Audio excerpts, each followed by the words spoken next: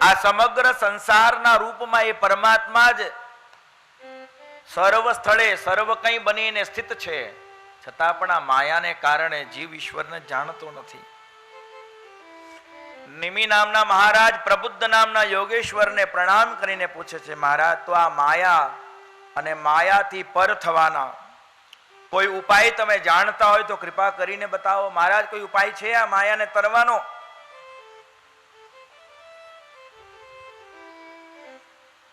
પ્રબુદ્ધ નામના યોગેશ્વર કહે છે, આ માયાથી તરવાનો એક જ ઉપાય છે. ભગવાનના ભક્તોની સેવા કરતા પ્રેમથી ભગવાન નામનું ઉચ્ચારણ કરવું, પ્રેમથી ભગવાન નામનું સંકીર્તન કરવું. જે ભગવાન નામનું સંકીર્તન કરે છે, ભગવાનના ભક્તોની સેવા કરતા, એ આ માયાથી તરે છે. આ પરમાત્મા નારાયણની માયા છે. નિમિ નામના મહારાજ પૂછે છે કે હે યોગેશ્વરો, આ પરબ્રહ્મ પરમાત્માના નારાયણ નામથી જે ઈશ્વરનું નિરૂપણ કરવામાં આવ્યું છે, નારાયણ કેવા છે? આ નારાયણનું સ્વરૂપ કેવું છે? તે પિપ્પલાયન નામના યોગેશ્વર ઉત્તર આપે છે, હે નિમિ, સ્થિત્યુદ્ભવ પ્રલય હેતુરસ્ય યત સ્વપ્ન જાગર સુષુપ્તિ સુસદ્બહિશ્ચ દેહેન્દ્રિયાસુરદયાનિ ચરન્તિ યેન સંજીવિતાનિ તદવેહિ પરમ નરેન્દ્ર. હે રાજન, આ જગતની સ્થિતિ, પ્રલય અને પાલન જે પરમાત્માના દ્વારા જ કરવામાં આવે છે. જાગ્રત, સ્વપ્ન, સુષુપ્તિ, અંદર બહાર સર્વ અવસ્થાઓમાં, સર્વ ઠેકાણે, દેહમાં, પ્રત્યેક ઇન્દ્રિયોમાં, જીવ માત્રના હૃદયમાં જે પરમાત્માના પ્રકાશને કારણે સર્વ કંઈ ચેતનતાને ધારણ કરે છે, એ પરમાત્મા નારાયણ નામથી જાણવામાં આવે છે. આ એ પરમાત્માનું સ્વરૂપ છે. પ્રભુ, એવા દયાળુ પરમાત્માની લીલાનું વર્ણન કરો. ત્યારે દ્રુમિલ નામના મહાત્મા ભગવાનની લીલાઓનું વર્ણન કરે છે. ભૂતકાળમાં, વર્તમાન સમયમાં અને ભવિષ્યકાળ ભગવાનના જે જે અવતારો થઈ ગયા, થઈ રહ્યા છે, થવાના છે, આના વિશે દ્રુમિલ નામના મહાત્મા નિમિને સંભળાવતા સાવધાન કરે છે કે હે નિમિ, જે મનુષ્યના હૃદયમાં શ્રી હરિના ચરણો પ્રતિ ભક્તિ નથી, એની દુર્ગતિ થાય છે. નિમિ મહારાજ પૂછે છે, પ્રભુ મને એ કહો, ભક્તિહીન મનુષ્યની કેવી ગતિ થાય છે? ચમસ નામના મહાયોગેશ્વર વર્ણન કરે છે કે ભક્તિહીન મનુષ્ય આ સંસારમાં જીવતો હોવા છતાં પણ પશુના સમાન છે.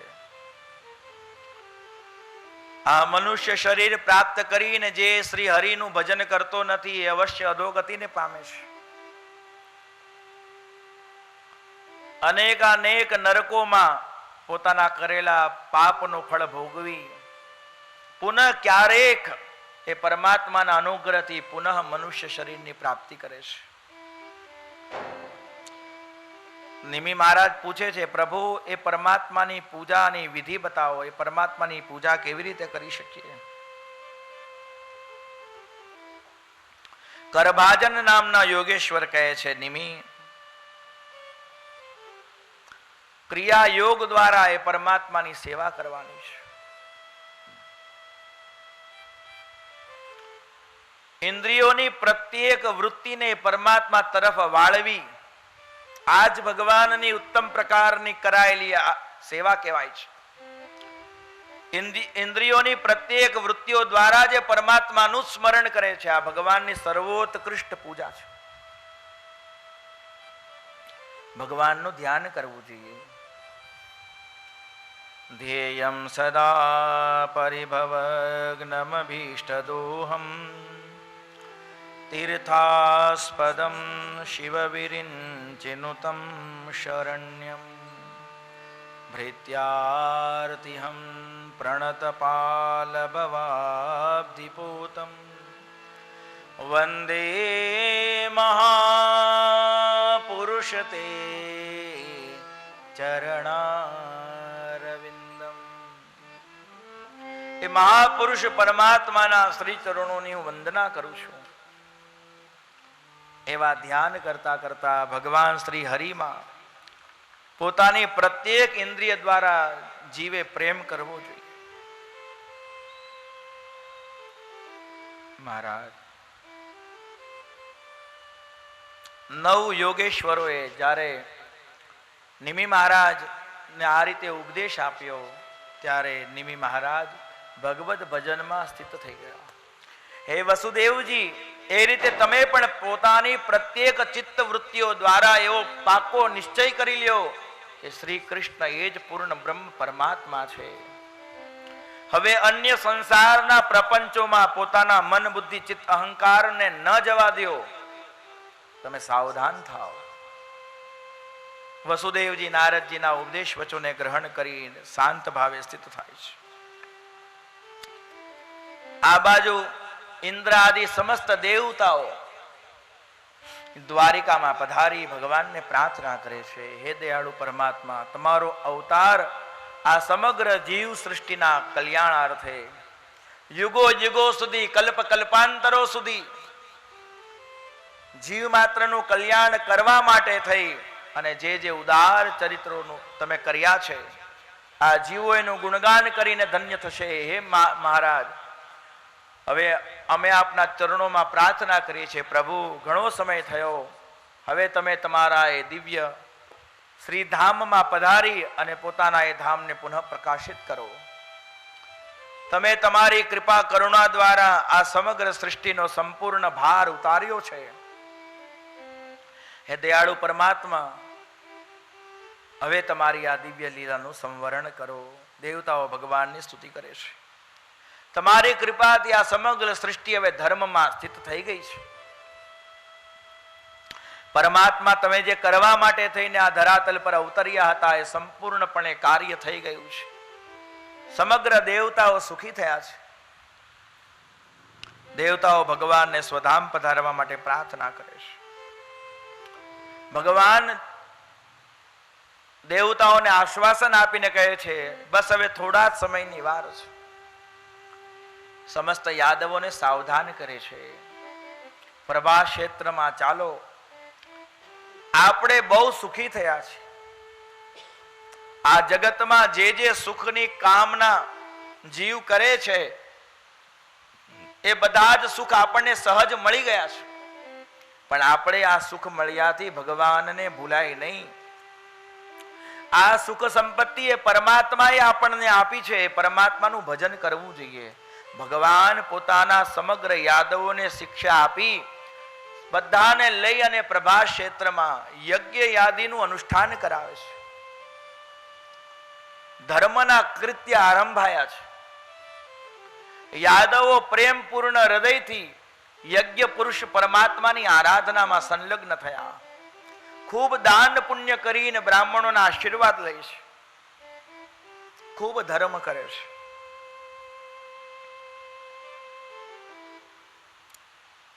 બધા યાદવોને ભગવાન આવી શિક્ષા આપી રહ્યા છે, ધર્મનું પાલન કરો, ધર્મનું પાલન કરો. ભગવાન પણ સ્વયં પ્રભા ક્ષેત્રમાં જઈ અને આ બધું પોતે કરાવી રહ્યા છે. કરો કરો, હું પોતે પણ કરું છું, તમે પણ ધર્મનું પાલન કરો. ધર્મ પાલનની સર્વને પ્રેરણા આપી રહ્યા છે. ઉદ્ધવજી ભગવાનને જોવે છે. પ્રભુ કરવા શું માંગે છે? ઉદ્ધવજી ભગવાનના પ્રિય મિત્ર છે, પ્રિય સખા છે, પરમ ભક્ત છે. ભક્ત હૃદય ઉદ્ધવજીને એવો આભાસ થાય છે, શું ભગવાન હવે પોતાની લીલાને સંવરણ કરવા માંગે છે? એકાંતમાં ભગવાનની પાસે ઉદ્ધવજી ગયા છે. ઉદ્ધવજી ભગવાનના ચરણોમાં વંદન કરીને કહે છે, મહારાજ, મને એવું સમજાય છે કે તમે હવે પોતાના એ દિવ્ય ધામ તરફ પ્રયાણ કરવાના છો. પ્રભુ, મને બહુ ભય લાગે છે. અમારા જેવા ભક્તોનું અવલંબન શું છે? તમે જો સ્વધામ ગમન કરશો તો અમારા જેવા જીવ કોના આધારે રહેશે? તમારા ભક્તો કોનું અવલંબન લેશે? મહારાજ, અમારા પર કૃપા કરો. ભગવાન ઉદ્ધવને સાવધાન કરે છે, ઉદ્ધવ, આ જગતની અંદરમાં સર્વ જીવે નિરંતર સાવધાન રહેવું જોઈએ, કારણ કે કાળરૂપી પરમાત્મા સર્વના મસ્તક ઉપર નૃત્ય કરી રહ્યો છે. ક્યારે તે પ્રહાર કરશે કહી શકાતું નથી. એટલે આ જગતમાં જીવે જન્મીને ક્ષણ માટે પણ સાવધાન ન રહેવું જોઈએ. પ્રભુ, જીવ નિરંતર કેવી રીતે સાવધાન રહી શકે? ભગવાન કહે છે, ઉદ્ધવ, ગુરુ તત્વ સાક્ષાત પરમાત્મા સ્વરૂપ છે. એ ગુરુના ચરણોનો આશ્રય જે જીવ ગ્રહણ કરે એ કાળથી ભયભીત થતો નથી. આ યદુવંશીઓના પરમ પુરુષ યદુ મહારાજે બ્રહ્મ સ્વરૂપ ભગવાન ગુરુ દત્તાત્રેય પાસેથી જે જ્ઞાન પ્રાપ્ત કર્યું, અને સ્વયં યદુ મહારાજ પણ એ કાળરૂપી પરમાત્માથી નિર્ભીક થઈ અને હરિના પદને પ્રાપ્ત થયા. એ દિવ્ય ચરિત્ર હું તને સંભળાવું છું. એ સાંભળીને તું એ જ્ઞાનને પોતાના હૃદયમાં સ્થાન આપ. આ જગતના જે જે તત્વ પાસેથી જે કંઈ શીખવા મળે છે એ તત્વ એ ગુરુ સ્વરૂપે જ વિરાજમાન છે. એક દિવસની વાત છે. આપણા પૂર્વ પુરુષ યદુ મહારાજ પોતાના રાજ્યના ઐશ્વર્યથી મદમત્ત થતા વનમાં વિહાર કરી રહ્યા હતા. હું મોટો રાજા છું, બહુ સુખી છું. એવા યદુ મહારાજ જ્યારે વનમાં વિચરણ કરી રહ્યા હતા ત્યારે એ વનમાં એક અવધૂત બ્રાહ્મણ એમને દેખાય છે, જે દિગંબર છે. એમના અંગ ઉપર કોઈ વસ્ત્ર નહોતું, પણ એ પરમ શાંત હતા. એ ખુલ્લા આકાશના નીચે સૂતા હતા. એમના દર્શન કરતા યદુ મહારાજને બહુ શાંતિ મળી. યદુ મહારાજ એ બ્રાહ્મણને પ્રણામ કરી વંદન કરીને પૂછે છે, હે અવધૂત બ્રાહ્મણ, હું તો રાજા છું, પણ તમને જોઈને જેટલો આનંદ થાય છે, તમારા સુખનું વર્ણન તો હું શું કરી શકું, કારણ કે તમને જે આનંદ મળી રહ્યો છે એ હું જાણતો નથી. એવો અનુભવ થાય છે કે તમારા દર્શનથી મને બહુ સુખ મળે છે. તમારા ઉપર કોઈ છત્ર નથી, ખુલ્લા આકાશમાં તમે પડેલા છો, તમારા અંગમાં કોઈ વસ્ત્ર નથી. મહારાજ, તમે હૃષ્ટપુષ્ટ છો. તમને અહીં કોણ જમવાનું આપે છે? તમે શું જમો છો? શું ઓઢો છો? શું તમને ઠંડી ગરમી આ બધું કષ્ટ નથી આપતું? મહારાજ, તમને જોઈને એવું લાગે છે કે આ પ્રકૃતિ તમને દુઃખ આપતી નથી. આ બહુ આશ્ચર્યની વાત છે. તમારા સુખનો હેતુ શું છે? તમે આટલા બધા આનંદથી કેવી રીતે રહો છો મહારાજ, અમને જણાવો. આ ગુરુ દત્તાત્રેય ભગવાન છે. ગુરુ દત્તાત્રેય ભગવાન કહે છે, મહારાજ યદુ, મેં મારા ગુરુઓ પાસેથી એવા એવા દિવ્ય ઉપદેશોને ગ્રહણ કર્યો છે કે એ દિવ્ય ઉપદેશોને હૃદયમાં સ્થાન આપવા માત્રથી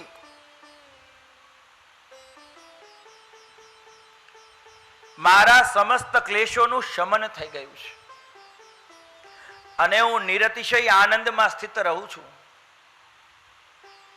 મહારાજ, કૃપા કરીને તમારા એ ગુરુઓનું ચરિત્ર સંભળાવો. ગુરુ દત્તાત્રેય ભગવાન વર્ણન કરે છે. પૃથ્વી વાયુ આકાશમ આપોગ્નિ ચંદ્રમા રવિ કપોતો અજગર સિંધુ પતંગો મધુકૃત ગજઃ મધુહા હરિણો મીન પિંગલા કુરરોર્ભક કુમારી શરકૃત સર્પ પૂર્ણનાભી સુપેશકૃત. મારા 24 ગુરુઓ પાસેથી મેં શિક્ષા લીધી છે. પૃથ્વી માતા મારી ગુરુ છે. મેં પૃથ્વી પાસેથી શિક્ષા લીધી છે કે સર્વને ક્ષમા કરવું જોઈએ. પૃથ્વી બધાને ધારણ કરે છે, બધાના ભારને સહે છે, પણ કોઈ દિવસ એવું કહેતી નથી કે મને બહુ ભાર લાગે છે. પૃથ્વી સહન કરે છે, બધાને ક્ષમા કરે છે. આ જીવ એવો દુષ્ટ છે, ક્યારેક ક્યારેક પૃથ્વી પર ચાલતા પગ પછાડે છે. સંતો શીખવાડે છે કે સવારે ઉઠીને પૃથ્વી માતાને વંદન કરવા જોઈએ. સમુદ્ર વસને દેવી પર્વત સ્તન મંડલે વિષ્ણુ પત્ની નમસ્તુભ્યં પાદ સ્પર્શ સમક્ષમે. પણ આ જીવ અભિમાનમાં અનેકવાર પગ પછાડે છે, પણ માતા પૃથ્વી ક્ષમા કરે છે. ક્ષમાનો ગુણ મેં ભગવતી પૃથ્વી પાસેથી શીખ્યો છે. આ વાયુ દેવતા મારા ગુરુ છે. સુગંધિત વસ્તુ ઉપરથી વાયુ પ્રસરિત થાય ત્યારે એમાં સુગંધ આવે છે. દુર્ગંધ આવતી હોય એવી વસ્તુ ઉપરથી વાયુ પ્રસરે ત્યારે દુર્ગંધ આવે છે. ખરેખર વાયુમાં ન સુગંધ છે ન દુર્ગંધ છે. વાયુ એ સુગંધ અને દુર્ગંધથી લેપાતો નથી. એમ આ જગતની અંદરમાં સુખ અને દુઃખ આવે છે, વયું જાય છે. જીવ માત્ર સુખ દુઃખથી લેપાવું જોઈએ નહીં. સર્વથા પોતાના નિર્દ્વંદ નિર્ગુણ સ્વરૂપમાં સ્થિત રહેવું જોઈએ. આ વાયુ ભગવાન મારા ગુરુ છે. આકાશ એ મારા ગુરુજી છે. મહારાજ, આકાશથી તમે શું શીખ્યું છે? જ્યારે જ્યારે પરમાત્માની ઉપમા આપવામાં આવે છે ત્યારે આ લોકો પણ એવું જ બોલે છે, ભગવાન આકાશના જેવા વિશાળ છે. મેં આકાશની પાસેથી એવું શીખ્યું છે કે જેને પોતાનું હૃદય આકાશ જેવું વિશાળ રાખ્યું છે, જે પોતાના મનને હૃદયને આકાશ જેવું મોટું રાખે, એના ઘરે સર્વેશ્વર પરમાત્મા પધારે છે. ભગવાનના સ્વરૂપનું ભાન એ આકાશના જોઈને થાય છે. આકાશ બહુ વિશાળ છે. એ ક્યાંથી શરૂ થાય છે, એનો ક્યાં અંત છે ખબર પડતી નથી. એ રીતે જ એ પરમાત્મા શ્રી હરિ અનંત છે. સંતો તો ત્યાં સુધી કહે છે, હરિ અનંત હરિ કથાય અનંતા, હરિ અનંત હરિ કથા કહી સુનહી બહુ વિધિ સબ સંતા, કહી સુનહી બહુ. હરિ અનંત છે, એમ આકાશ અનંત છે. મારા ગુરુ છે. આ જળ દેવતા મારા ગુરુ છે. મારા જળ પાસેથી શું શીખ્યા? સાવધાનીથી શ્રવણ કરજો મહારાજ. ગુરુ દત્તાત્રેય ભગવાન કહે છે, જળનો સહજ સ્વભાવ છે શાંત રહેવું. કેવો સ્વભાવ છે? શાંત રહેવું. જળને ગરમ કરવા માટે ચૂલા પર ચડાવવામાં આવે. ગરમ થયેલા એ જળને ચૂલામાંથી ઉતારો, પછી પાછું જળ કેવું થઈ જાય? ટાઢું થઈ જાય. જળનો સહજ સ્વભાવ શીતલતા આપવાનો છે. એવી રીતે આ જગતમાં ક્યારેક એવી પરિસ્થિતિ આવે કે આ જીવ થોડોક ગરમ થાય, પણ પુનઃ એને પોતાના સહજ સ્વભાવમાં સ્થિત થઈ જવું જોઈએ. સાધુ સહજ સમાધિ ભલી, સાધુ સહજ સમાધિ ભલી. સહજ સ્વરૂપમાં સ્થિત થઈ જવું.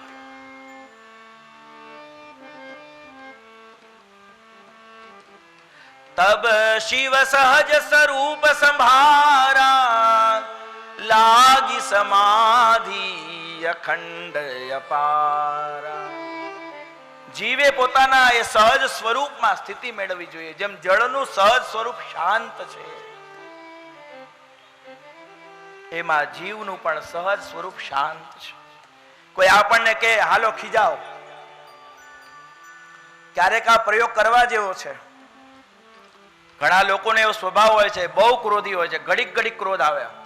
એને એકવાર નિરાતે બેસીને કહેવું જોઈએ, હાલો ગુસ્સો કરો, તમને બહુ ક્રોધ આવે છે ને, હાલો કરો. કલાક 2 કલાક એને કેવો કે ટાઢા નહીં પડતા, બસ બીજું કાંઈ નહીં, ખૂબ ક્રોધ કરો. અને ક્રોધ કર્યા જ કરે, માણા ગાંડો થઈ જાય, ગુસ્સો કરી જ ન કે. એને કહો કે ક્રોધ કરો કરો, કેટલો કરશે? એનો સ્વભાવ નથી મહારાજ, જીવનો સ્વભાવ નથી. આ તો સ્વભાવથી વિપરીત વર્તન કરીએ છીએ આપણે, એટલે જ ક્રોધ આપણને દુઃખ આપે છે. આ જીવનું સહજ સ્વભાવ તો શાંત છે, કારણ કે શાંત સ્વરૂપધારી પરમાત્મા જીવના અંતરમાં રહે છે. અગ્નિ દેવતા મારા ગુરુ છે. મહારાજ અગ્નિથી શું શીખ્યા? ઓહો, અગ્નિ બધાને બાળે છે, અગ્નિ પ્રકાશ પણ આપે છે, પણ એ અગ્નિને કોઈ છંછેડવા જાય તો અગ્નિ બાળે છે. એમ પોતે એટલા બધા તેજસ્વી થવું જોઈએ, અગ્નિ જેવા તેજસ્વી થવું જોઈએ કે આપણે સૌને પ્રકાશ તો આપીએ, પણ પછી જે છંછેડવા આવે તો એ સ્વયં પોતાના જે ભૂલને કારણે દાજી જાય. અગ્નિ પોતે કોઈને જઈને દજાડતો નથી, પણ કોઈ અગ્નિની સાથે રમત કરવા જાય તો એ દાજે છે. વ્યક્તિએ તેજસ્વીતા ધારણ કરવી જોઈએ. ચંદ્રમાં મારા ગુરુ છે. મારા ચંદ્રથી શું શીખ્યા? ચંદ્રની કળાઓ વધે છે અને ઘટે છે. અહીંયા પૃથ્વી પર રહીને એવું દેખાય છે કે ચંદ્રમાં વધે છે અને ઘટે છે, ખરેખર ચંદ્રમાં ક્ષીણ થતો નથી. એમ આ વ્યક્તિનું આયુષ્ય ઘટતું દેખાય છે. આ વ્યક્તિના હૃદયમાં ઉત્પન્ન થતા ભાવોમાં વધઘટ થયા કરે છે, પણ મૂળતઃ એ આત્મ સ્વરૂપ જે પ્રત્યેક જીવ માત્રનું છે એમાં કોઈ વધઘટ સંભવ નથી. સૂર્ય દેવતા મારા ગુરુ છે. મારા સૂર્યથી તમે શું શીખ્યા છો? આ સૂર્યદેવ એ પરમાત્મા છે. આ જગતનું કલ્યાણ કરવા માટે ગરમીના સમયમાં ભગવાન સૂર્ય જળનું શોષણ કરે છે, અને સમય આવતા પુનઃ વર્ષા ઋતુમાં ખૂબ એ જ જળને વરસાવે છે. આ બધી ક્રિયા સૂર્યને કારણે થાય છે. એ રીતે આ જગતમાંથી આપણને જે વસ્તુઓ, જે પદાર્થો મળે છે, એ પદાર્થો પુનઃ યોગ્ય સમયે આ જગતના કલ્યાણ માટે થઈને સમાજના લોકોના ઉદ્ધાર માટે વ્યક્તિએ સમર્પિત કરી દેવા જોઈએ. આ સંપત્તિ સમાજમાંથી જ વ્યક્તિને પ્રાપ્ત થાય છે, પછી પુનઃ આ સમાજના કલ્યાણ માટે વ્યક્તિએ સંપત્તિનો વ્યય અવશ્ય કરવો જોઈએ.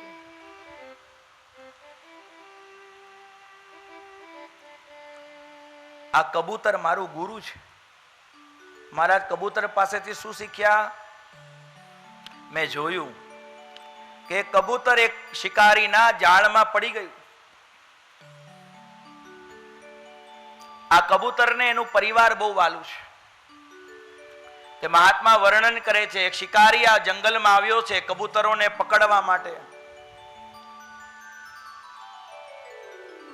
કબૂતર એની સ્ત્રી સાથે દૂર દાણા ચરવા ગયું છે, અને શિકારીએ એના બચ્ચાઓને પકડ્યા છે.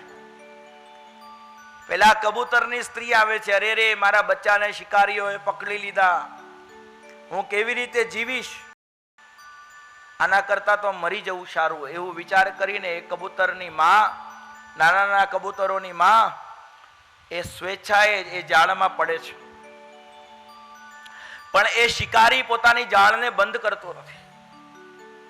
ત્યાં તો એ નાના નાના કબૂતરોનો જે પિતા છે એ પણ દૂર વનમાંથી દાણા ચરીને આવે છે. એ જોવે છે કે અમારા બચ્ચા, મારી સ્ત્રી આ બધી જાળમાં પડી ગઈ. અરે રે, હું એકલો જીવીને શું કરીશ? આમ વિચારીને એ પણ સ્વેચ્છાએ એ જાળની અંદરમાં પડે છે. જ્યારે આ કબૂતરોનું આખું પરિવાર એ જાળમાં પડાઈ ગયું, ત્યારે પછી શિકારી બહુ પ્રેમથી પોતાની જાળને બંધ કરી એ બધા જ કબૂતરોને ખંભે નાખીને ત્યાંથી ચાલ્યો જાય છે.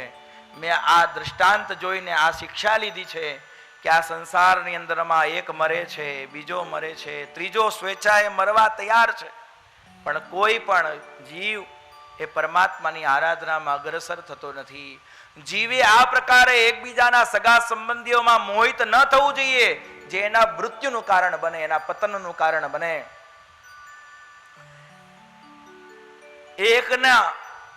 એકની ગતિ જોઈ અને બીજાએ સાવધાન થઈ જવું જોઈએ કે હું ઉત્તમ ગતિને પ્રાપ્ત કરું, મારે આ રીતે અધોગતિએ જવું નથી. સુખદેવજી મહારાજ પરીક્ષિતને આ દિવ્ય કથાનું વર્ણન સંભળાવી રહ્યા છે.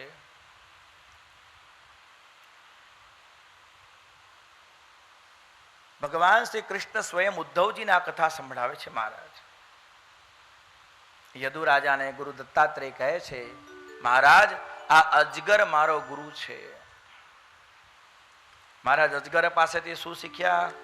અજગર કરે ન ચાકરી. અજગર એક સ્થાને પડ્યો રહે છે, પણ છતાં એ ભૂખ્યો મરતો નથી.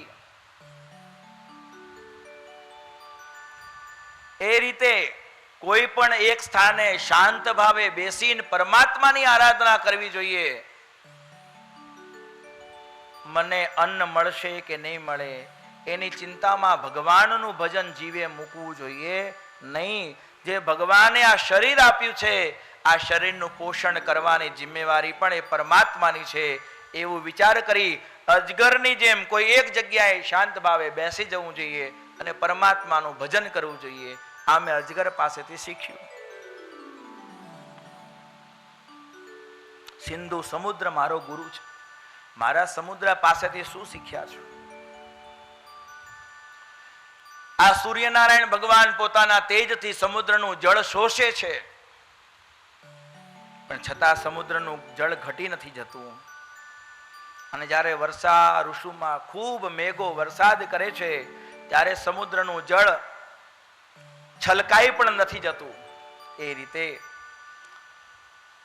દુઃખનો સમય આવ્યાથી જીવે અત્યંત દુઃખમાં પોતે શોષાઈ જવું નહીં, અને સુખનો સમય આવે ત્યારે સુખમાં છલકાઈ જવું નહીં.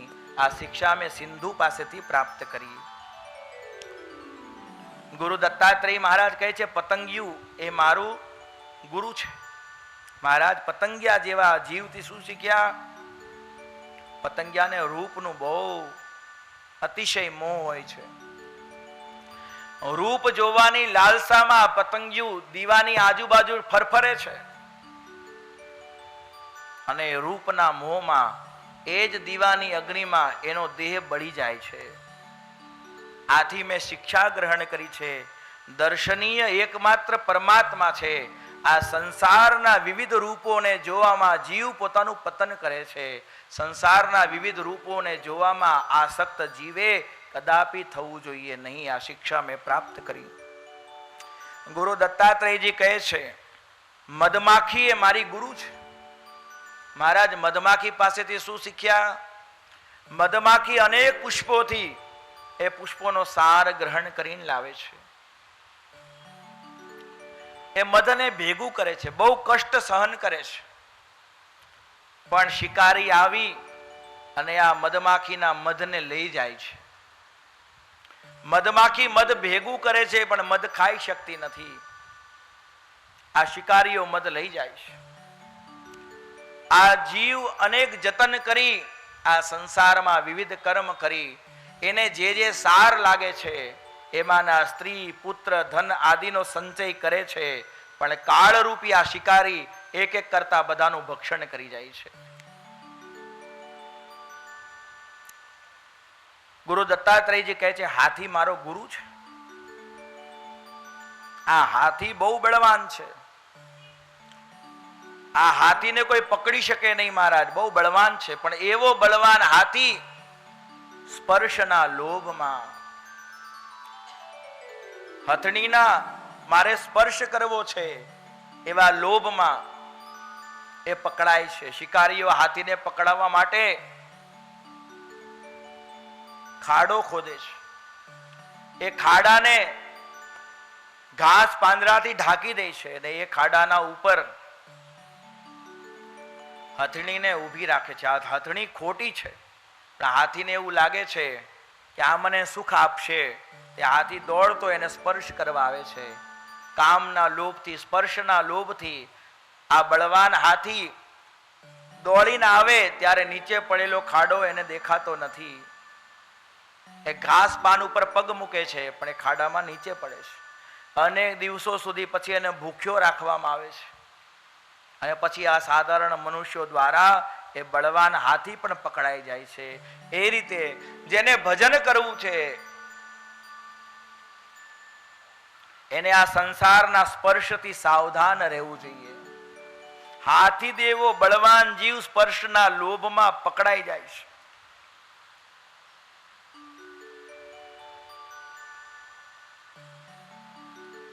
હરણ પણ મારો ગુરુ છે. મહારાજ હરણની પાસેથી શું શીખ્યા?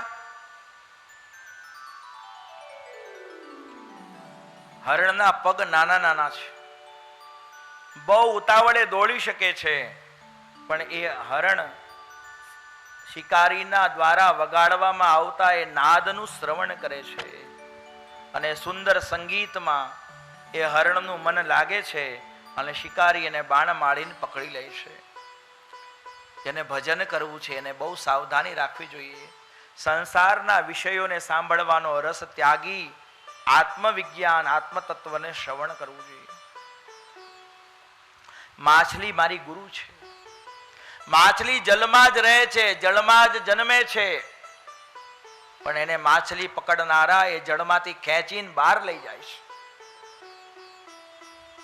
માછલી પકડનારા એને પકડવાનો કાંટો અને એ કાંટામાં કંઈક જમવાની સુંદર એવી એને ભાવતી વસ્તુઓ લગાડે છે અને જળમાં એ કાંટો નાખે છે.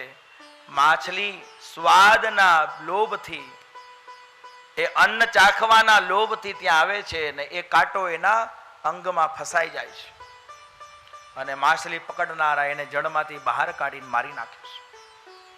જેને ભજન કરવું છે એને પોતાના જીભને પોતાની વશમાં રાખવું જોઈએ.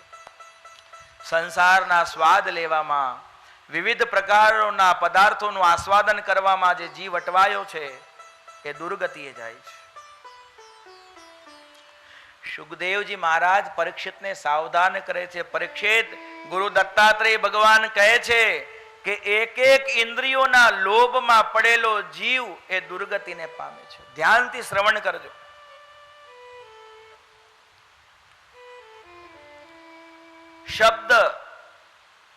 શબ્દ સાંભળવામાં હરણ પકડાઈ જાય છે. સ્પર્શના લોભમાં હાથી જેવો જીવ પતન પામે છે. રૂપના લોભમાં પતંગિયું મૃત્યુને પામે છે.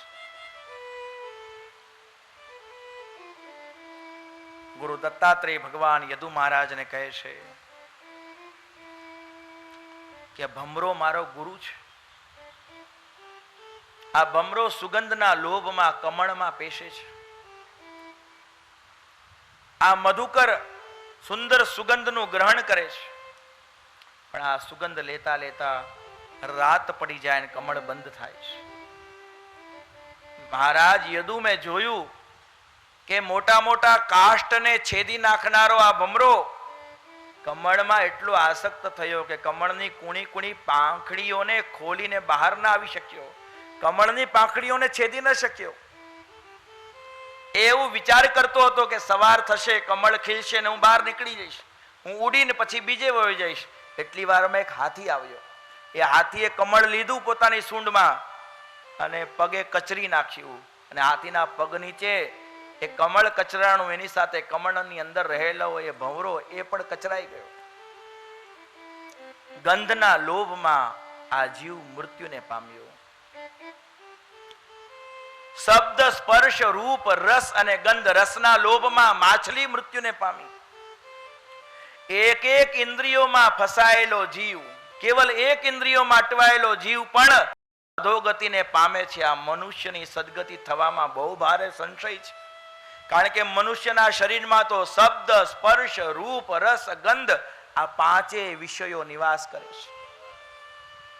આંખથી સંસારને ભાળે છે, કાનથી સંસારના વિષયોને સાંભળે છે, મુખ દ્વારા સંસારના વિષયોનો ઉપભોગ કરે છે, ચામડી દ્વારા સ્પર્શ કરે છે, નાક દ્વારા સંસારના વિષયોને સૂંઘે છે.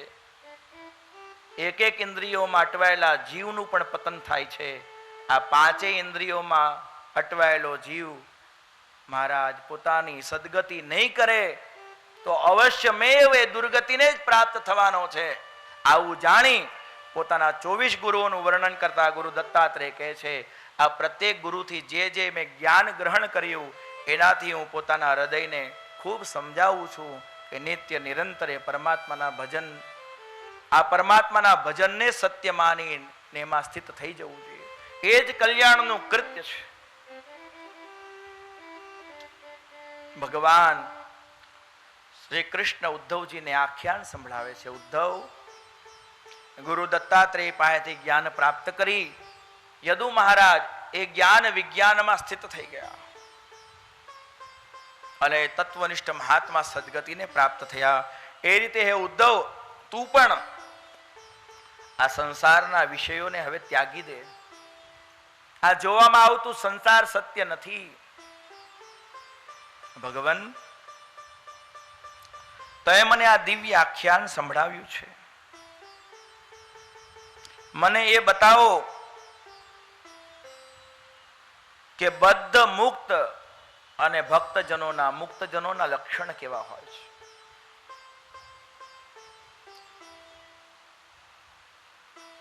માયાના બંધનમાં પડેલો જીવ સંસારને જ સત્ય માનીને સંસારના વિષયોનો ઉપભોગ કરે છે ને એમાં એ આનંદ માણે છે. અને મુક્ત પુરુષ સંસારના વિષયોનો એટલો જ સાર ગ્રહણ કરે છે કે પ્રારબ્ધ અનુસાર મળેલા શરીરને ટકાવી રાખવા માટે આ પદાર્થ એટલો જ ઉપયોગી છે, અન્ય આનો કોઈ ઉપયોગ મારા જીવનમાં નથી. ઉદ્ધવજી પૂછે છે, મારા દાન કયું શ્રેષ્ઠ છે? ભગવાન જવાબ આપે છે, અભય દાન શ્રેષ્ઠ દાન છે. મારા સૌથી ઉત્તમ તપ કયું છે? કામનાઓનો ત્યાગ, એ જ ઉત્તમ તપ છે. મહારાજ, આ સંસારમાં દરિદ્ર કોણ છે? શ્રીમાન કોણ છે? ભગવાન શ્રી કૃષ્ણ કહે છે, સંતોષી જીવ એ શ્રીમાન છે અને અસંતોષી જીવ એ દરિદ્ર છે. મહારાજ, આ શરીર, આ જીવનમાં અનેક જીવો એવા દેખાય છે આ જગતની અંદરમાં જે પોતાને જ્ઞાની અને કોઈક જગતમાં જ્ઞાની કરીને પૂજાય છે, કોઈ મૂર્ખ. મહારાજ, આ જગતમાં મૂર્ખ ખરેખર કોને કહેવાય છે? ભગવાન શ્રી કૃષ્ણ કહે છે, આ જગતમાં એ જ મૂર્ખ છે જે શરીરને હું છું આવું માને છે. આ શરીર એ જ હું છું એવું જે સમજે છે મૂર્ખ છે. મહારાજ, આ જગતમાં ધન નામથી શું કહેવાનું છે? ધન એટલે શું સમજવાનું? ભગવાન શ્રી કૃષ્ણ કહે છે, આ જગતમાં ધર્મ એ જ ધન છે. મહારાજ, આ જગતમાં વીર કોને કહેવાય છે? વીર પુરુષ કોને સમજવો જોઈએ? ભગવાન શ્રી કૃષ્ણ કહે છે, જે કામને અને ક્રોધને જીતે છે એ વીર છે.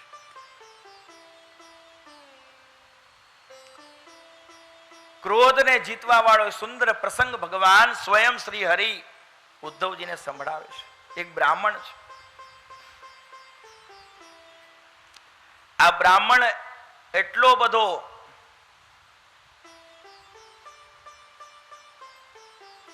સ્વાર્થી છે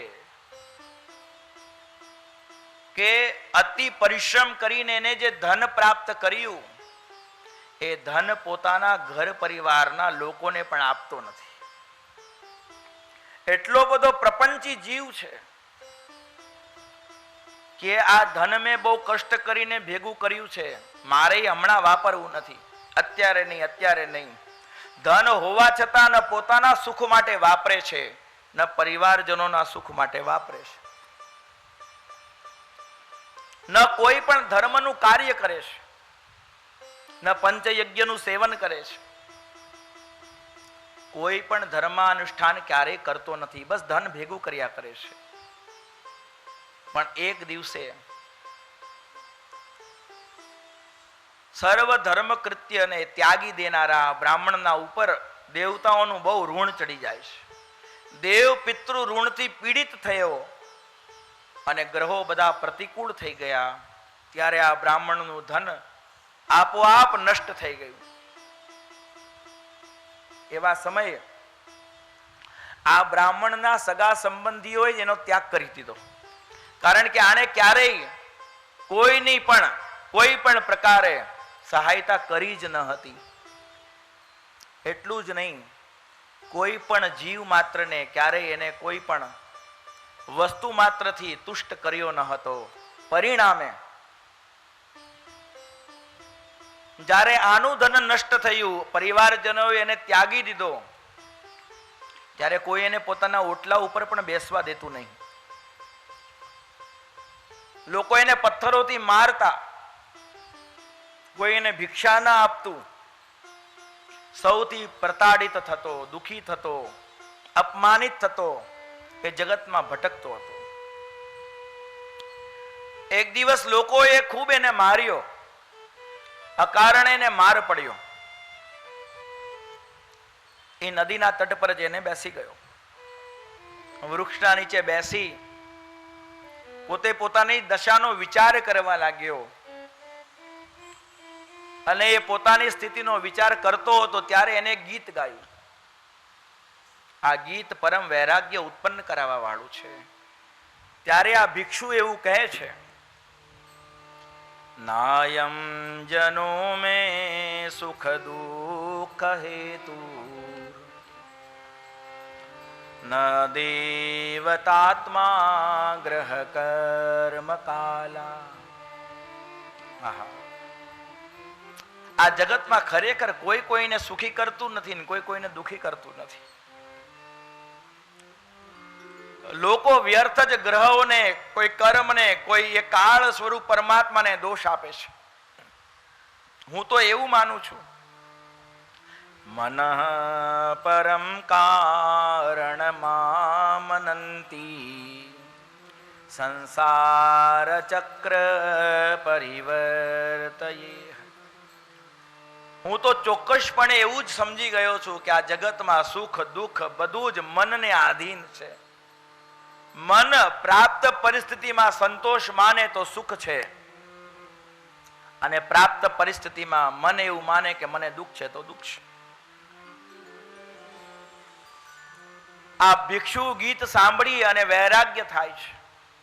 આ ભિક્ષુએ કોઈ પણ ક્રોધ ન કર્યો અને જ્ઞાનમાં સ્થિત થઈ ગયો. એ રીતે આ જગતમાં પોતાના સુખ દુઃખના માટે કોઈ અન્યને દોષ દેવો જોઈએ નહીં. ચંદ્રવંશના મહારાજ પુરુરવા એ ઉર્વશીના મોહમાં એટલા બધા આસક્ત થયા કે મહાન રાજા પુરુરવા એક દિવસે નગ્ન થઈ અને જ્યારે ઉર્વશીની ઈચ્છા મુજબ એના એ પ્રિય ઘેટાઓને લેવા માટે આકાશમાં ઉડ્યા, ત્યારે ગંધર્વોના પ્રકાશથી લોકોએ જોયું કે મહાન બળશાળી પુરુરવા આ કામ વાસના લઈ અને નગ્ન દોડી રહ્યા છે.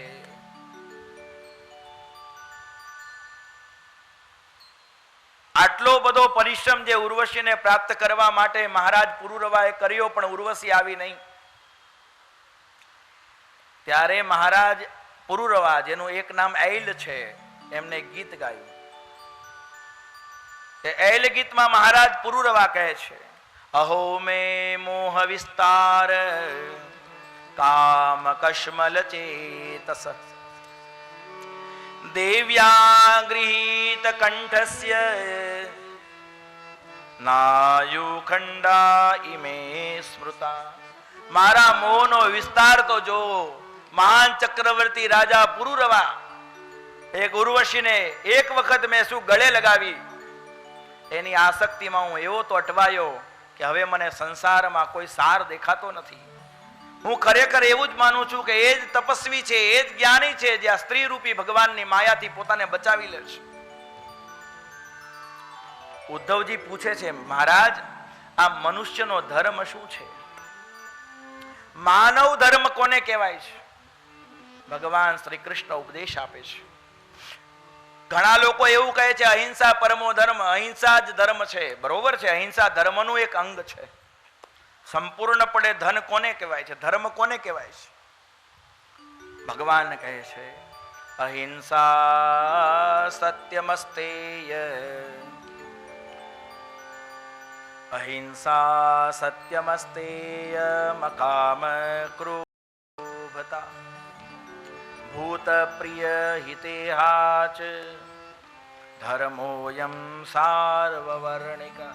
ચારે વર્ણો માટે સર્વકાળે કરવા યોગ્ય કયો ધર્મ છે? અહિંસાનું પાલન કરવું, સત્ય બોલવું, ચોરી નહીં કરવી, અકામ રહેવું, અક્રોધ લેવું, અલોભી રહેવું, કામ ક્રોધ અને લોભને ત્યાગવો, પ્રત્યેક જીવ માત્રના હૃદયમાં પરમાત્મા છે એવું માનીને સર્વનું કલ્યાણ થાય એવી ઈચ્છા રાખવી. આવા જે ગુણ છે આ પ્રત્યેક વર્ણ માટે થઈ સર્વ સામાન્ય ધર્મ છે. આ ધર્મનું સર્વ કાળે સર્વ જીવે અવશ્ય પ્રયત્નપૂર્વક પાલન કરવું જોઈએ. ઉદ્ધવજી કહે છે મહારાજ મારો ઉદ્ધાર કરો, મારું કલ્યાણ કરો. પ્રભુ તમે જે જવાની વિચાર કરો છો મને ભય લાગે છે, મારું કલ્યાણ કરો. ભગવાન કહે છે હે ઉદ્ધવ મેં જીવ માત્રના કલ્યાણનો ઉપાય પહેલેથી જ કરેલો છે. મેં જીવ માત્રના ઉદ્ધારનો કલ્યાણ પહેલેથી જ કરેલો છે. ઉદ્ધવ આ જીવે હવે પોતે જ પોતાનું કલ્યાણ કરવાનું છે. નૃદેહમાદ્યમ સુલભમ સુદુર્લભમ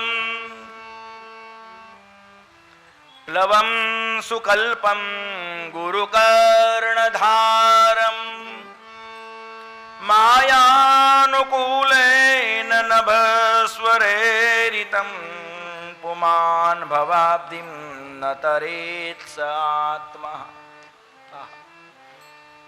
આ શરીર રૂપી સુદૃઢ નૌકા મેં પ્રાપ્ત કરાવી છે. ગુરુ રૂપી કર્ણધાર પણ મારી કૃપાથી જીવને મળી જાય છે અને મારી અનુકૂળતાનો પવન પણ વહે છે.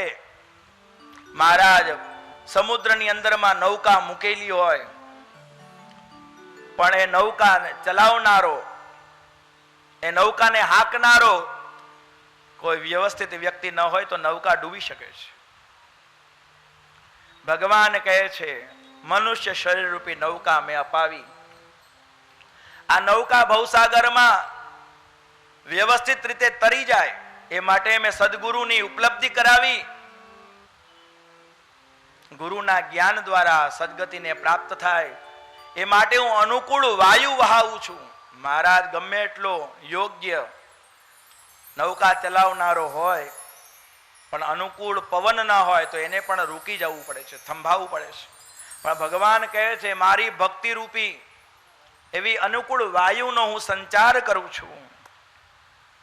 બધી જ અનુકૂળતા હોવા છતાં જે જીવ આ સંસારને તરતો નથી એ આત્મહત્યારો છે. ઉદ્ધવ મેં બધી જ અનુકૂળતા કરી છે, હવે તો જીવે પોતાના ઉપર પોતે જ કૃપા કરવાની છે. ભગવાન કહે છે મારા એ ભક્તના લક્ષણ ઉદ્ધવ હું તને શું કહું?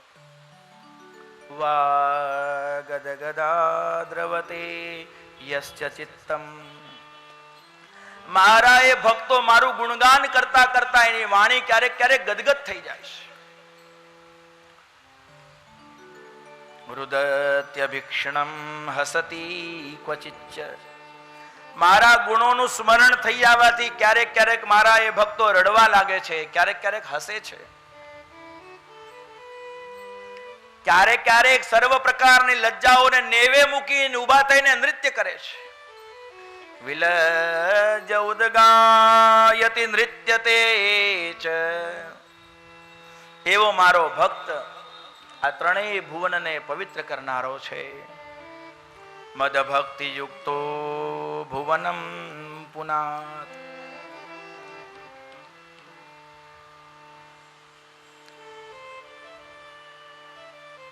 સત્સંગનો બહુ મહિમા છે.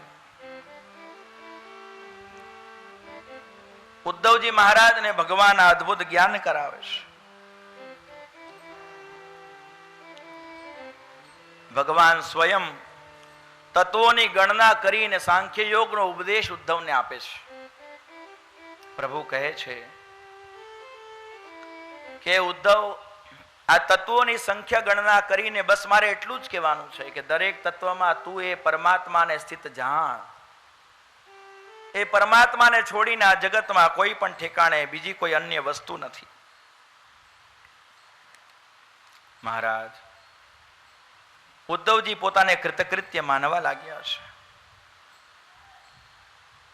સુખદેવજી મહારાજ વર્ણન કરે છે, ઉદ્ધવજીના પૂછવાથી ભગવાન ત્રણેય ગુણોનું વર્ણન કરે છે. તમો ગુણમાં સ્થિત થયેલા જીવોની અધોગતિ થાય છે. રજોગણી વૃત્તિની વારંવાર પુનરાવૃત્તિ થાય છે અને સત્વગુણી વ્યક્તિ સત્વગુણમાં સ્થિત થઈ ઉત્તમ લોકોને પ્રાપ્ત થાય છે. એ સત્વગુણ અત્યંત વધી જવાથી જ્યારે મારી નિર્ગુણ ભક્તિની પ્રાપ્તિ થાય ત્યારે જીવ આ સંસારના બંધનથી મુક્ત થાય છે. આ બાજુ ઉદ્ધવજીને જ્ઞાનોપદેશનું વર્ણન ભગવાન કરે છે ત્યારે ઉદ્ધવજી ભગવાનને પ્રાર્થના કરે છે, હે પરમાત્મા, તમારા વગર હું રહી નહીં શકું, મને તમારી સાથે લઈ જાઓ. ભગવાન ઉદ્ધવને કહે છે, ઉદ્ધવ, આ જગતમાં જીવ એકલો જ આવે છે અને જીવને એકલું જ જવું પડે છે. તું મારી સાથે આવ્યો નથી એમ મારી સાથે જઈશ પણ નહીં. હું પણ આ સંસારમાં એકલો આવ્યો છું અને હું એકલો જ જઈશ. ભગવાન ઉદ્ધવજીને કહે છે, તમે બદ્રિકા આશ્રમ તરફ પ્રયાણ કરો. ઉદ્ધવજી ભગવાનના ચરણોને વંદન કરી પરમાત્માની ઈચ્છાને મસ્તક પર મૂકી બદ્રિકા આશ્રમ તરફ પ્રયાણ કરી ગયા છે. આ બાજુ સુખદેવજી મહારાજ વર્ણન કરે છે, જે મૂષણનું ચૂર્ણ બનાવી અને સમુદ્રમાં નાખવામાં આવ્યું છે, તે મૂષણનું ચૂર્ણ એ સમુદ્રના કિનારે જ્યાં યદુવંશીઓ પ્રભા ક્ષેત્રમાં તપ યજ્ઞ આદિ અનુષ્ઠાન કરી રહ્યા છે ત્યાં જ આવ્યું છે. એનાથી મોટા મોટા વિચિત્ર પ્રકારના તૃણ ઉત્પન્ન થયા છે. એરકા નામના મોટા મોટા ઘાસ પ્રગટ થયા છે. એ બહુ તીખા છે. શસ્ત્રોમાં જેવી ધાર હોય એવી ધાર આ અદ્ભુત એરકા નામના તૃણોમાં જોવામાં આવે છે. સુખદેવજી વર્ણન કરે છે, ધર્મ કૃત્ય કરીને જે યાદવો કૃત્ય થઈ રહ્યા હતા તેવા યાદવોએ ભગવાનની માયાથી મોહિત થઈ ધર્મ કૃત્ય સંપન્ન કરી અને મૈરેયક નામની મદિરાનું પાન કર્યું છે. અને આ મૈરેયક મદિરાનું પાન કરતા જ આ યાદવો ભાન ભૂલ્યા છે. પરસ્પર એકબીજા સાથે હસી મજાક કરવા લાગ્યા છે. સુખદેવજી કહે છે, આ હસી મજાક કરતા યાદવો ક્યારેક એકબીજા ઉપર ક્રોધ કરવા લાગ્યા, કોઈને ખબર પડી નહીં. એકબીજા સાથે હસતા ખેલતા યાદવો ઝઘડવા લાગ્યા. વાદ વિવાદ બહુ વધી ગયો ત્યારે આ યાદવોએ અસ્ત્ર શસ્ત્ર લઈ લીધા અને પરસ્પર એકબીજાને મારવા લાગ્યા. આ યાદવોને સમજાવવા માટે સ્વયં શ્રી કૃષ્ણ અને બલરામજી આવ્યા ત્યારે આ યાદવોએ ભગવાન શ્રી કૃષ્ણ અને બલરામજીની વાત પણ માની નહીં. તેથી ભગવાને સ્વયં ક્રોધ કર્યો અને બલરામજી અને શ્રી કૃષ્ણ સ્વયં જ યદુકુળને સંહાર કરવા લાગ્યા. જ્યારે લડતા લડતા બધાના અસ્ત્ર શસ્ત્ર ખૂટી ગયા, એટલું લડ્યા, ત્યારે મૂષણના ચૂર્ણથી પ્રગટ થયેલી એરકા નામની ઘાસ એ તૃણને હાથમાં લઈ મુઠ્ઠીમાં લઈ લઈને એના દ્વારા એકબીજા પર પ્રહાર કરવા લાગ્યા. આ રીતે યદુકુળનો સંહાર થતા જોઈ બલરામજી ભગવાન શ્રી કૃષ્ણની ઈચ્છાથી સ્વયં એ સમુદ્રના નિકટ જઈ અને પોતાના એ પરબ્રહ્મ સ્વરૂપમાં સ્થિત થવા લાગ્યા. પોતાના આત્મતત્વનું ધ્યાન ધરી એ જ પ્રભા ક્ષેત્રમાં ભગવાન શંકરષણ પોતાના એ શેષ સ્વરૂપ દ્વારા એ સમુદ્રમાં વિલીન થયા. બોલો શેષ નારાયણ ભગવાન કી. બલદાવજી પોતાના એ દિવ્ય લોકમાં પ્રતિષ્ઠિત થયા, જે સ્વયં સપ્તમમ વૈષ્ણવમ ધામ ભગવાનનું ધામ હવે પ્રતિષ્ઠિત થયું છે. હવે ભગવાન સ્વયં જવાની તૈયારીમાં છે. એ મૂષળનું ચૂર્ણ કરીને જે ટુકડો બચી ગયો હતો અને આ યાદવ બાળકોએ જેને સમુદ્રમાં નાખ્યો હતો, સુખદેવજી કહે આ જરા નામના પારધીને મળ્યો છે. એને પોતાના એક બાણ ઉપર એ લોખંડનો ટુકડો બરોબર જડી દીધો છે અને ધનુષ બાણ લઈ અને મૃગના શિકાર કરવા માટે વનમાં ફરી રહ્યો છે. ત્યારે એ પ્રભા ક્ષેત્રમાં ભગવાન શ્રી કૃષ્ણ એક દિવ્ય અશ્વસ્થ વૃક્ષના નીચે બેઠા છે. ભગવાને ડાબા પગ ઉપર જમણો ચરણ મૂક્યો છે. પીળું પિતાંબર લહેરાઈ રહ્યું છે. સુંદર ચતુર્ભુજ સ્વરૂપ ભગવાને પ્રગટ કર્યું છે. દેવતાઓ આવીને ભગવાનની સ્તુતિ કરે છે. પ્રભુ, અમે તમારું સ્વાગત કરીએ છીએ, તમે પધારો. ભગવાન કેવી રીતે સ્વધામ ગમન કરે છે જોવા માટે બધા જ દેવતાઓ આવીને પ્રત્યક્ષ રાહ જોએ છે. બધાએ પ્રત્યક્ષ સાક્ષાત્કાર કરવો છે કે ભગવાન કેવી રીતે સ્વધામ ગમન કરે છે. દેવતાઓ આવીને પરમાત્માની સ્તુતિ કરી રહ્યા છે. આ બાજુ જરા નામનો પારધી ભગવાનના એ ચરણોને લક્ષ્ય કરીને હરણ બેઠું છે એવું વિચાર કરીને બાણ મારે છે. જરાનું બાણ ભગવાન શ્રી હરિના ચરણમાં વાગ્યું છે. જરા પારધી પોતાના એ શિકાર હરણને ગોતતો ત્યાં આવીને જોવે છે, અરે આ તો પૂર્ણ બ્રહ્મ પરમાત્મા શ્રી કૃષ્ણ છે, મેં ભગવાનને બાણ માર્યું છે. આવું જાણીને જરા રડે છે. ભગવાન કહે છે, જરા તું રડીશ નહીં, આ મારી ઈચ્છાથી થયું છે. મારી ઈચ્છા વગર જગતમાં પાંદડું પણ હલતું નથી, તો પછી તું કેમ રડે છે? તારું બાણ મારી ઈચ્છાથી જ વાગ્યું છે. તું મારી પહેલા જ સ્વર્ગે જા. જરા નામના પારધીને પરમાત્મા પહેલા સ્વર્ગ લોકમાં મોકલે છે. સંતો કહે ભગવાન આવા દયાળુ છે, આથી પણ અધિક દયાળુ છે. ચરણોમાં પ્રહાર કરનારાને સ્વર્ગ લોક આપ્યું છે. તો મહારાજ ભગવાનની ભક્તિમાં વિહવળ થઈ પ્રેમ મગ્ન થઈને જે ભગવાન શ્રી હરિના ચરણોમાં તુલસી પત્ર અર્પણ કરે છે એ પોતાની સદગતિ થશે કે નહીં, આવા વિવિધ પ્રકારોના શંકાઓમાં કેમ પડેલો રહે છે. ચરણમાં જેને બાણ માર્યું છે એવા પારધીનો પણ ઉદ્ધાર પરમાત્મા કરે છે. શું તુલસી પત્ર મૂકનારાનું કલ્યાણ નહીં કરે?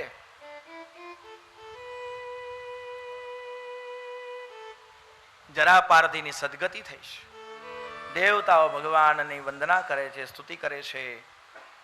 આવો પ્રભુ, અમે તમારું સ્વાગત કરીએ છીએ. હે પરમાત્મા, તમે દયા કરી આ ધરાતલ પર અમારા કલ્યાણ માટે અવતરિત થયા. તમે સંપૂર્ણપણે આ દેવ સૃષ્ટિને સુખી કરી છે. પ્રભુ આવો, પધારો, તમારા દિવ્ય ધામમાં પધારો. સુખદેવજી કહે છે, આ દેવતાઓ ભગવાનનું સ્વધામ ગમનના દર્શન કરવા આવ્યા છે, પણ ભગવાન શ્રી હરિ એ આ દેવતાઓથી પરતત્વ છે. ભગવાન શ્રી હરિએ જે ક્ષણે નિર્ણય કર્યો કે હવે હું મારા તે સ્વધામમાં જાઉં, એ જ ક્ષણે ભગવાને વિચાર કર્યો કે મારું આ સ્વરૂપ મારા ભક્તોના નિત્ય કલ્યાણ માટે અહીં વિરાજમાન રહેવું જોઈએ. આ સ્વરૂપનું ધ્યાન કરી આ સ્વરૂપના દર્શન કરતા આ જીવાત્માઓ ભવસાગરને તરી જશે. એટલે ભગવાન શ્રી કૃષ્ણએ યોગાગ્નિ દ્વારા પોતાના એ શ્રી અંગનો અગ્નિ દગ્ધીભૂત ન કર્યો, પરંતુ સંતો કહે છે પદ્મ પુરાણમાં જેમ વર્ણન કરવામાં આવ્યું છે, શ્રીમદ ભાગવતાખ્યોયમ પ્રત્યક્ષ વર્તતે હરિ. ભગવાન શ્રી હરિએ સ્વયં પોતાના એ દિવ્ય સ્વરૂપને એ જ ક્ષણે પ્રભા ક્ષેત્રથી અદૃશ્ય કર્યું છે. દેવ સૃષ્ટિ ત્યાં પધારી ભગવાન કઈ રીતે સુધામ ગમન કરે છે જોવા માટે. પણ સુખદેવજી મહારાજ વર્ણન કરે છે, પરીક્ષિત, ભગવાન દેવતાઓ દ્વારા અલક્ષિત થઈ અને શ્રીમદ ભાગવતજીમાં જ પ્રવિષ્ટ થયા છે. આ ભાગવત એ જ ભગવાન છે. બોલ શ્રી ભાગવત ભગવાન. ભગવાન કઈ રીતે સ્વધામ ગમન કરે છે આ દેવતાઓ જાણી શક્યા નહીં. એનું રહસ્ય એ જ છે કે ભગવાન સ્વયં ભાગવતીના રૂપમાં વિરાજમાન થઈ ગયા છે. શ્રીમન નારાયણ નારાયણ નારાયણ, શ્રીમન નારાયણ ભજ મન નારાયણ નારાયણ.